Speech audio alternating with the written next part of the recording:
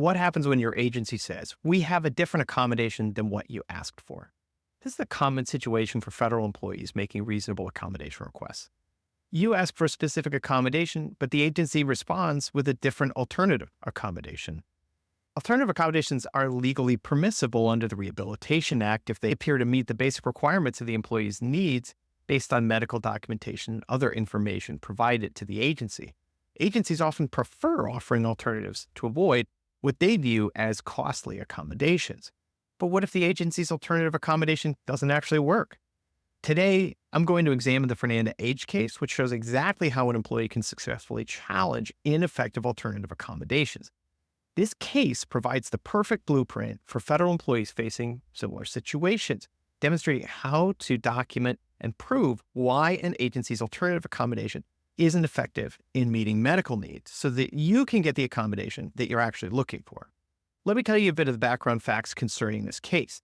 At the time of these events, Fernanda H. was a senior attorney advisor at the Social Security Administration in Connecticut. Her job involved writing decisions, reviewing cases, conducting training, and mentoring other employees. These are all duties that can be effectively performed while teleworking.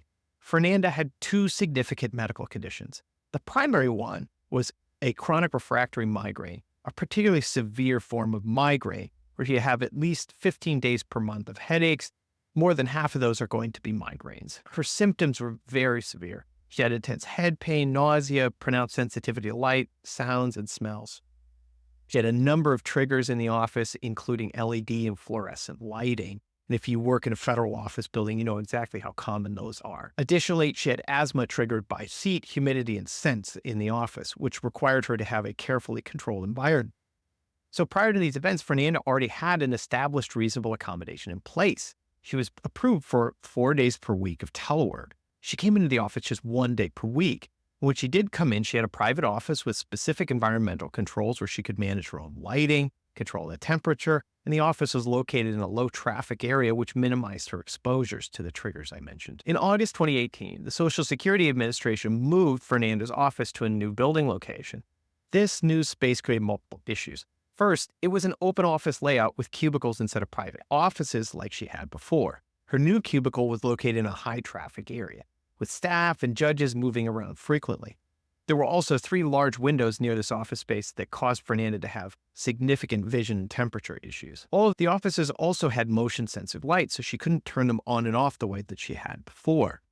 The agency's reasonable accommodation coordinator told her that when she got to the new space that she would be fully accommodated, just as she had been before. But Fernanda understood this probably wasn't going to happen. She gave it a shot anyways, so when the agency moved office spaces, she went to the office and gave it a try. Unfortunately, because the agency didn't provide her with the reasonable accommodations that they had promised, she could only stay for the first half of the day before having a severe migraine attack. Fernanda ended up having to go to the ER. What she did, though, was really smart, and that was that she documented the specific issues that she saw in her new workplace, including the problems with the lighting, the noise, and the foot traffic. And she then wrote a letter to the agency spelling out in minute detail all of the issues and explaining why the accommodation wasn't going to work for her. The second thing she did was to go back to her medical professionals with the same information about the office space, and she asked them for updated medical information.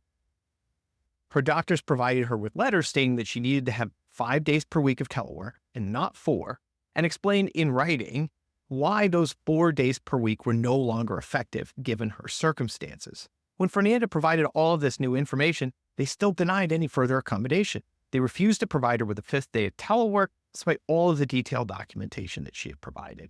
Here's the really interesting thing, though. They even denied Fernanda the ability to bring in an expert who would evaluate the workplace and identify the specific triggers that were causing her migraines.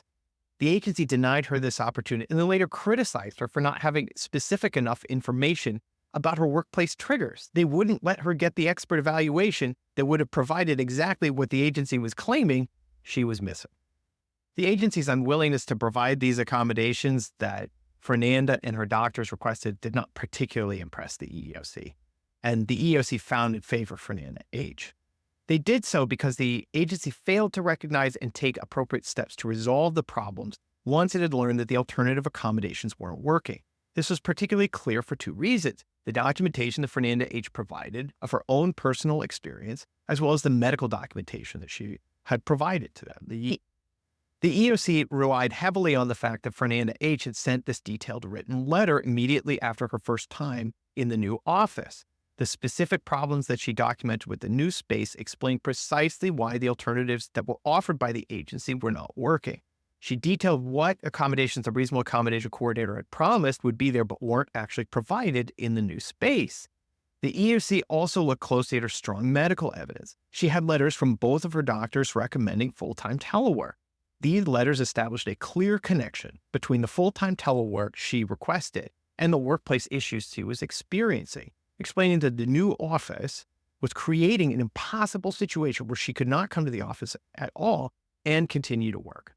When the agency ignored all of this information, the fact that they had provided alternative accommodations didn't matter because those accommodations weren't effective.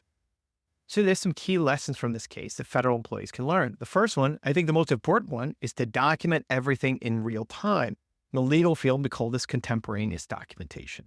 Keeping documentation about what works and what doesn't with an alternative accommodation provides you with the substance that can be used to create a letter like the one that Fernanda H sent to her agency, explaining in detail specifically what worked and what didn't.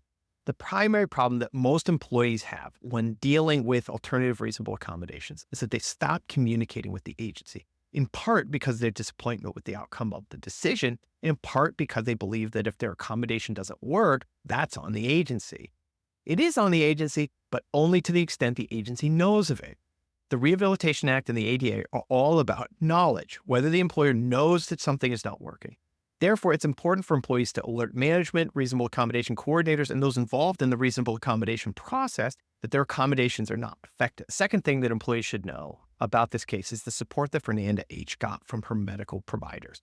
She worked with her healthcare providers to explain clearly what was going on with her environment, why that was triggering her migraines and other issues, and why she required 5 days a week of telework.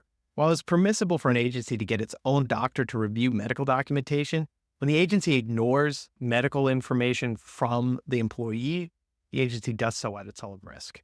So one of the things that Fernanda H did well was to put the burden back on the agency to dispute any medical evidence. Final thing that Fernanda H did that was really critical to this case is that she continued to maintain her communication over time. She followed up with management. She didn't let the issues just go. She kept her supervisors and the reasonable accommodation coordinator informed of the ongoing problems that she was having.